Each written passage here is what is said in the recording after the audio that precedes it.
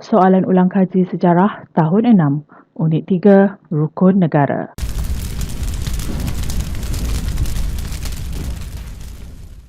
Soalan ulang kaji sejarah tahun 6, Unit 3, Rukun Negara. Nyatakan usaha yang dilakukan secara berterusan oleh pemimpin kita bagi memastikan masyarakat hidup dalam keadaan aman dan harmoni melalui rukun negara sebagai tunjang perpaduan. Apakah langkah-langkah memupuk perpaduan? Pada tahun 1957, pengisian kemerdekaan melalui pemuafakatan politik. Pada tahun 1963, Akta Bahasa Kebangsaan. Tahun 1969, penubuhan Jabatan Perpaduan Negara. Pada tahun 1970, pengenalan dasar ekonomi baru diadakan. 1991, penggubalan wawasan 2020. Seterusnya, 1992, slogan Malaysia Boleh, dan pada tahun 2009, gagasan Satu Malaysia diperkenalkan. Mengapakah rukun negara diperkenalkan? Antara sebab-sebab rukun negara diperkenalkan, pertama, British telah memperkenalkan dasar pecah dan perintah di Tanah Melayu. Wujudnya pengasingan tempat tinggal dan pekerjaan berasaskan kaum. Kedudukan sosio-ekonomi masyarakat tidak seimbang akibat kegiatan ekonomi yang berasaskan kaum. Timbul perasaan tidak puas hati dalam kalangan masyarakat. Berlakunya perselisihan kaum pada 13 Mei 1969. Apakah langkah-langkah bagi memupuk perpaduan? Pertama, kepercayaan kepada Tuhan. Dua, kesetiaan kepada raja dan negara. Keluhuran kepada perlembagaan. Empat, kedaulatan kepada undang-undang. Dan kesopanan dan kesusilaan. Apakah peranan rukun negara dalam kehidupan kita? Prinsip yang pertama, kepercayaan kepada Tuhan. Kita perlu menghormati agama semua kaum. Prinsip ini dapat membentuk perpaduan kaum, warga negara baik dan bertanggungjawab. Prinsip kedua, kesetiaan kepada raja dan negara. Negara kita mengamalkan sistem raja berperlembagaan. Prinsip ini dapat membentuk bangsa yang mempunyai semangat patriotik yang tinggi. Prinsip ketiga pula, keluhuran perlembagaan. Perlembagaan merupakan asas penting untuk menjamin keadilan dan kesejahteraan negara. Prinsip ini menjadikan rakyat menerima, mematuhi, menyanjung, seterusnya mempertahankan perlembagaan negara. Prinsip keempat, kedaulatan undang-undang. Rakyat hendaklah mentaati undang-undang dan tidak melakukan kesalahan di sisi undang-undang. Prinsip ini perlu dipelihara supaya negara dalam keadaan aman damai. Prinsip kelima, kesopanan dan kesusilaan.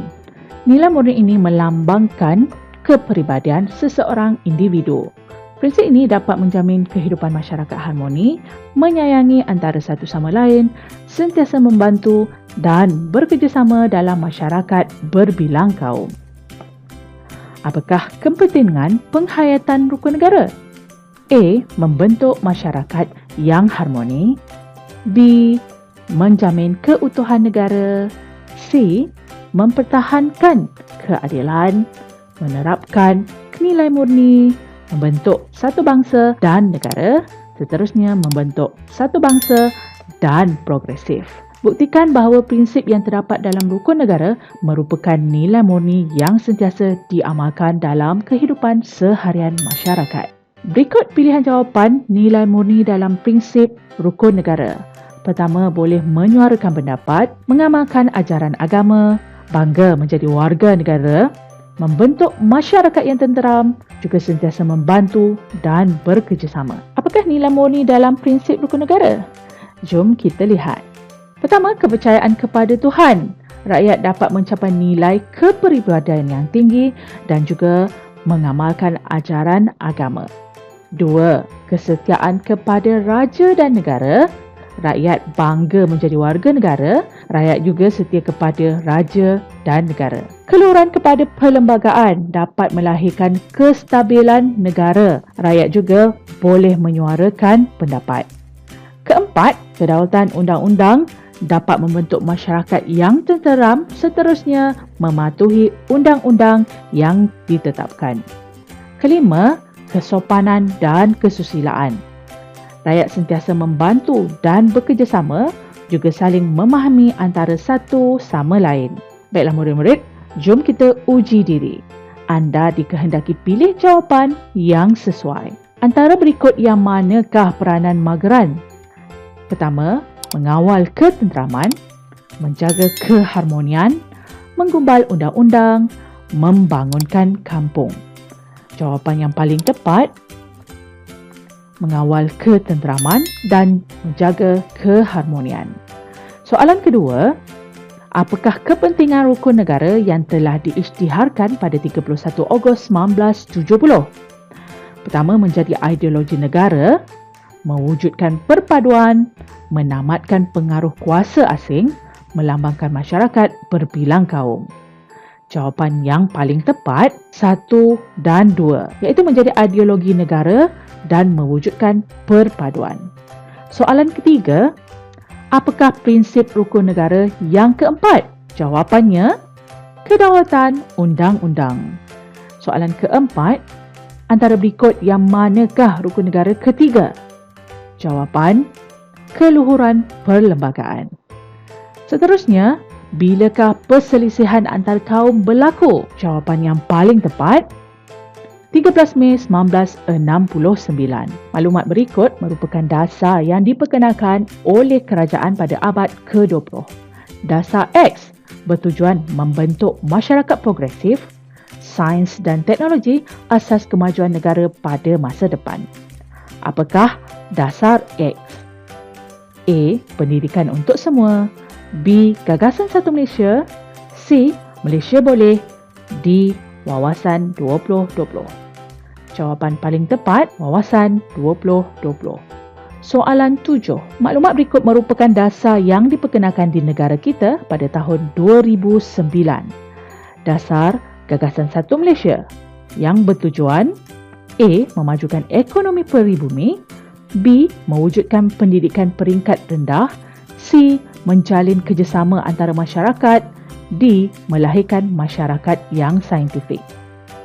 Jawapannya, menjalinkan kerjasama antara masyarakat.